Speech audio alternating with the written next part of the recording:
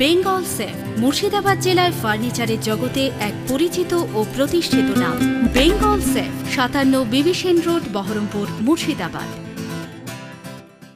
বহরমপুর বিধানসভা কেন্দ্রের পৌর এলাকায় 21 নম্বর ওয়ার্ডে দেওয়াল লিখন মুছে দেওয়াকে কেন্দ্র করে চরম উত্তেজনা। ঘটনাকে ঘিরে রাজনৈতিক মহলে চাপানুতর শুরু হয়েছে বিজেপি প্রার্থী সুব্রত মৈত্র এবং তৃণমূল কংগ্রেসের প্রার্থী নারুগোপাল মুখার্জির শিবিরের মধ্যে।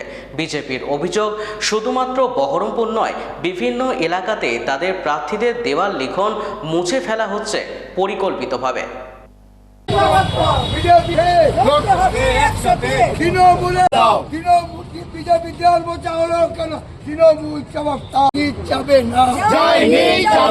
বিজেপির ভোট নষ্ট করা চাইনি, যাবে না।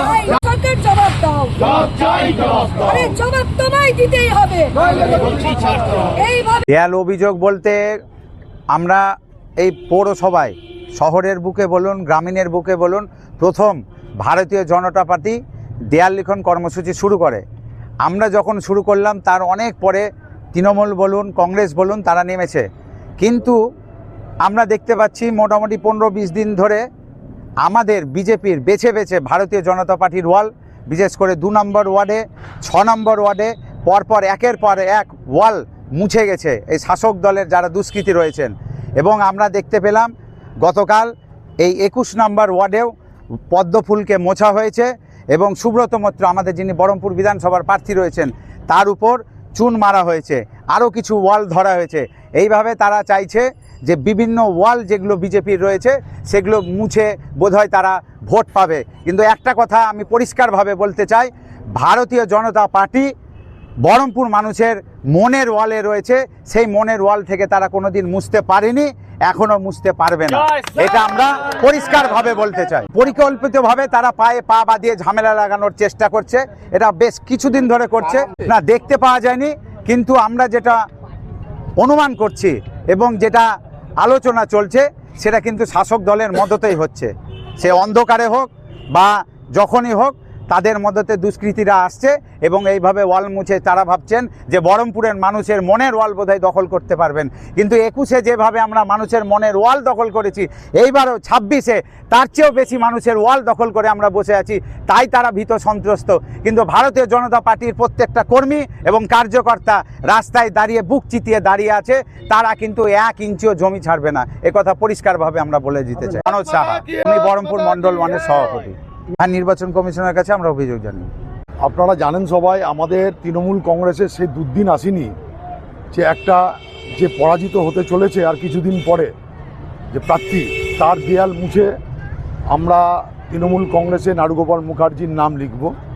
আমি এখানে আমাদের 24 নম্বর ওয়ার্ডের ওয়ালিং হচ্ছে, আমি এখানে এসে একটু শুনতে পেলাম। এটা আপনাদের কাছে পরিষ্কার বলছি, এটা একটা ওরা দাঙ্গা, একটা ঝামেলা লাগাবার চেষ্টা করছে, কারণ ওরা ডিফিটেড, অলরেডি ডিফিটেড। আপনারা জানেন, মিডিয়া পার্সন, আপনারা দেখতেই পাচ্ছেন নারুগোপাল মুখার্জি শহরের মানুষের কাছে তার কত গ্রহণযোগ্যতা বেড়েছে, অঞ্চলগুলোতে কত গ্রহণযোগ্যতা বেড়েছে। সেক্ষেত্রে যিনি অন্য দলে যে প্রার্থীগুলো, তারা অনেক পিছিয়ে আছে। এগুলো করে ক্যাওয়াজ করে মানুষকে বিভ্রান্তি করে কিছু করা যাবে না। আর আমি সারাদিন এই এলাকায় বসে থাকি। কাল রাত্রি আমি 10টা পর্যন্ত ওয়ালিং করিয়েছি এই এলাকায়, আমার ওয়ার্ডে গান্ধী কলোনিতে।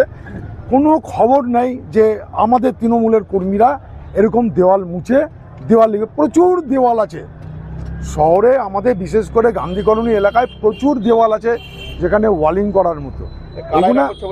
এটা নিজেরা করছে, নিজেরা করে একটা বিভ্রান্তি চেষ্টা করছে। আপনারা দেখলেন যে লোকাল একটি ছেলে নেই যারা এখানে এক্ষুনি আমার সামনে দিয়ে গেল, তারা সব বহিরাগত। এবং আপনাদের মিডিয়া ম্যানই 5-6 জন, ওদের বহিরাগত 5-6 জন।